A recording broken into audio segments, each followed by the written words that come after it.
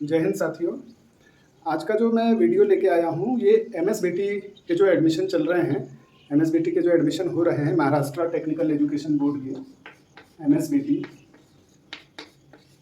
इसके संबंध में आज का हमारा वीडियो है जिस पर चर्चा करने वाले हैं। स्पेशली एडीआईएस सब्जेक्ट के लिए, एडीआईएस जिसका ट्रेड कोड आईटी है, इंडस्ट्रियल ट्रेनिंग आईटी कोड कहलाता है। इसी विषय में जो एडमिशन हो रहे हैं, चल रहे हैं, उसी संबंध में वीडियो में लेकर आया हूँ। इसमें एडमिशन में लगने वाले जो डॉक्यूमेंट है उसके बारे में बात करेंगे और कुछ जो कॉलेज की तरफ से बताई जाती है जानकारी उसके संबंध में बात करेंगे।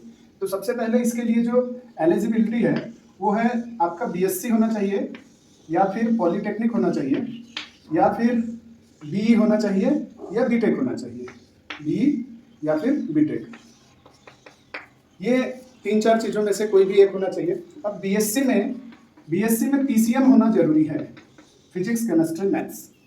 बीएससी भी होना है तो बीएससी फिजिक्स केमिस्ट्री मैथ्स वाले होंगे और फायर सेफ्टी वाले तो होंगे ही होंगे। फायर सेफ्टी के जो हैं वो भी इसके लिए एलिजिबल है। अब इसके अलावा हो क्या रहा है, किसी ने पॉलीटेक्निक किया है, फिर उसके बाद पॉलीटेक्निक के बाद लेटरल एंट्री बीटेक में मिलती है, तो अगर उसका जो डॉक्यूमेंट लग रहा है उसमें क्या क्या चीज़ लगेगा इसके बारे में मैं बताना चाहता हूँ। इस पर ध्यान से समझिए ताकि किसी भी प्रकार का किसी का कोई कंफ्यूजन ना रहे।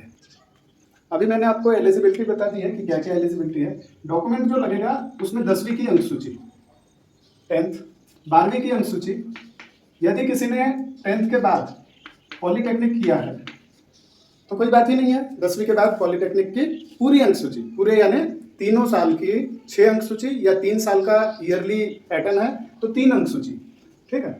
फिर 12th किया है तो 12th की, फिर इसके बाद अगर बीएससी है तो बीएससी, यानी 12th के बाद तो डेफिनेटली बीएससी होगा ही। बहुत से लोग क्या करते हैं कि 12th के बाद बीटेक या बीई करते हैं, तो बीई या बीटेक जो है उसकी मार्कशीट लगेगी पूरे यानी सभी, पहला साल, दूसरा साल, तीसरा साल, चौथा साल, 4 साल का है तो 4 साल का। फिर अगर इसके बीच में कोई गैप है, अगर इसके बीच में, तो इससे कोई मायने नहीं रखता। मेन है कि आपका जो अंतिम वर्ष में आपने क्या किया है वो मायने रखता है।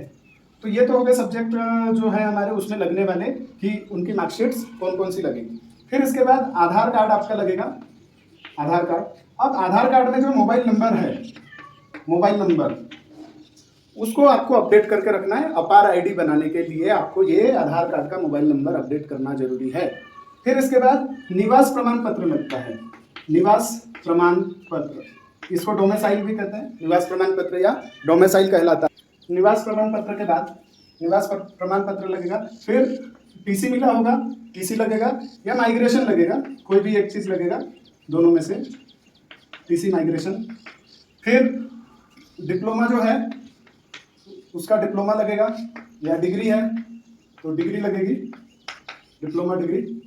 इतनी चीज़ें डॉक्यूमेंट लगेगी। अब जो फाइनल ईयर है, फाइनल ईयर जिस भी साल हुआ है, मान लीजिए कि 2020 में हुआ है तो अभी 2026 के एडमिशन चालू है, तो 2026 के एडमिशन चालू है तो आपको क्या करना होगा कि 6 साल का गैप सर्टिफिकेट बनेगा।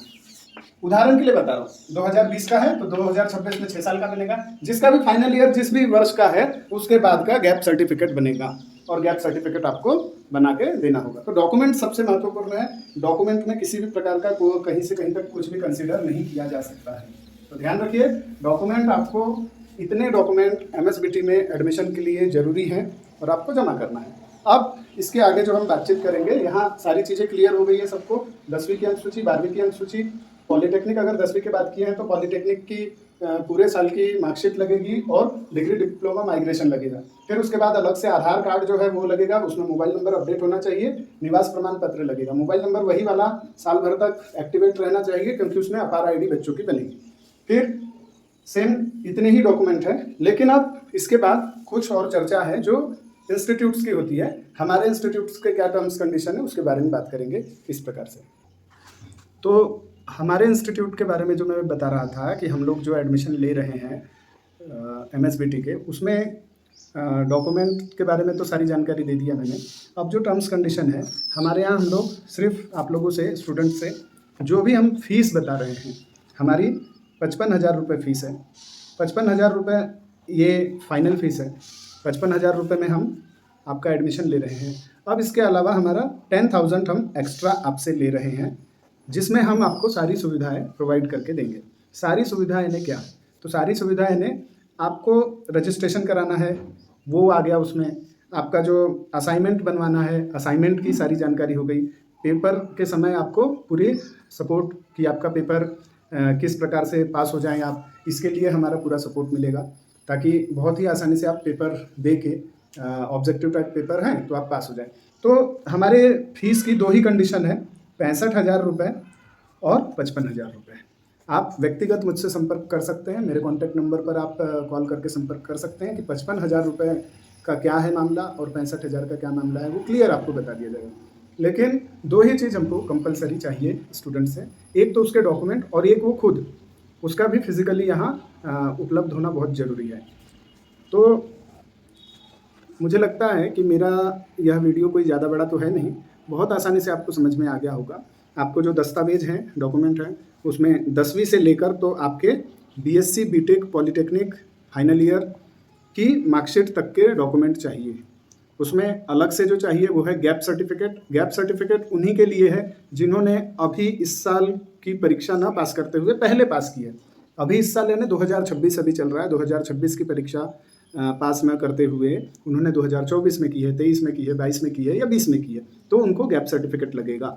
और निवास प्रमाण पत्र जो होता है, हर स्टेट का अपना अपना सिस्टम बना हुआ होता है, ऑनलाइन का होता है, तो निवास प्रमाण पत्र आपको जमा करना होगा।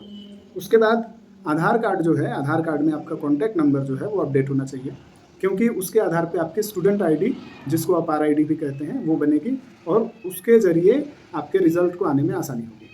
इसके बाद सबसे मेन चीज़, हमारे तरफ से जो रिज़ल्ट है, समय पे आपको रिज़ल्ट प्रोवाइड हो जाता है, डिग्री डिप्लोमा प्रोवाइड हो जाते हैं।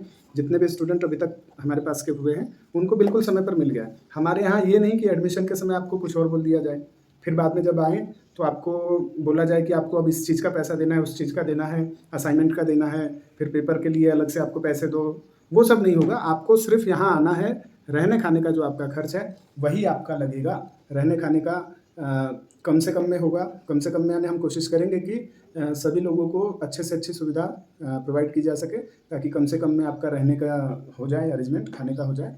2 दिन के लिए एग्ज़ाम के लिए आना होता है, 2 दिन में आपके पेपर हो जाते हैं और किसी भी प्रकार की कोई समस्या नहीं आएगी।